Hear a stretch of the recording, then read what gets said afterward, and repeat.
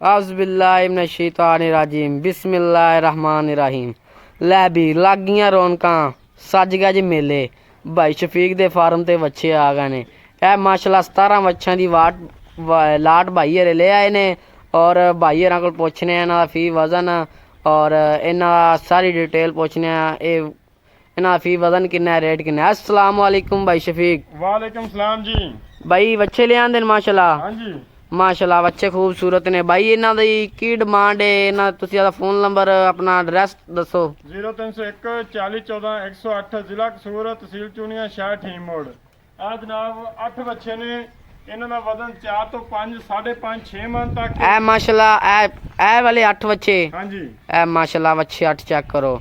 और भाई जान इन्हां फी वजन किन्ना है? इन्हां दा वजन 5 मन 5.5 मन 6 मन।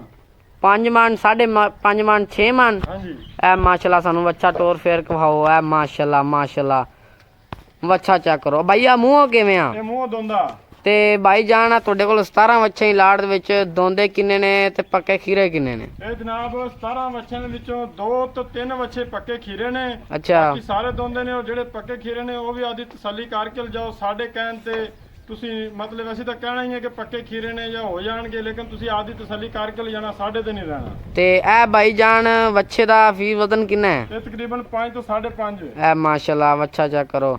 और भाई जाना नस्ल केड़ी है? ਇਹ ਨਸਲ ਸਾਹੀਵਾਲ ਕਰਾਸ ਚੋਲਸਤਾਨੀ ਸਾਰੇ ਖੜੇ ਨੇ। अच्छा माशाल्लाह। और आ 17 बच्चे ही माशाल्लाह भाई हरां कोल लाट मौजूद है। और भाई जान सानू और कोई बच्चा कट के विखाओ। हाँ ए माशाल्लाह बच्चा चेक करो। भाई जान इनकी डिमांड की है? ਇਹਦੀ ਡਿਮਾਂਡ ਜਿਹੜੇ ਆ 9 ਬੱਚੇ ਖੜੇ ਨੇ। ए वाले माशाल्लाह 9 बच्चे जेडे खड़े ने। ਜੀ ਇਹਨਾਂ ਦੀ 9 ਬੱਚਿਆਂ ਦੀ ਡਿਮਾਂਡ ਹੈਗੀ ਹੈ 2 ਲੱਖ ਰੁਪਇਆ। ਔਰ ਜਿਹੜੇ ਪਰਾਂ ਖੜੇ ਨੇ 8 ਬੱਚੇ, ਉਹਨਾਂ ਦੀ ਡਿਮਾਂਡ ਹੈਗੀ 2,90,000 ਰੁਪਇਆ। अच्छा और अगर कोई बंदा 17 लेंदा 41 लाख रुपया। अच्छा अगर कोई मेरा वीर भरा 17 बच्चे लेंदा है तो 17 लाख रुपए। हाँ जी 41 लाख रुपया। 41 लाख रुपए। जी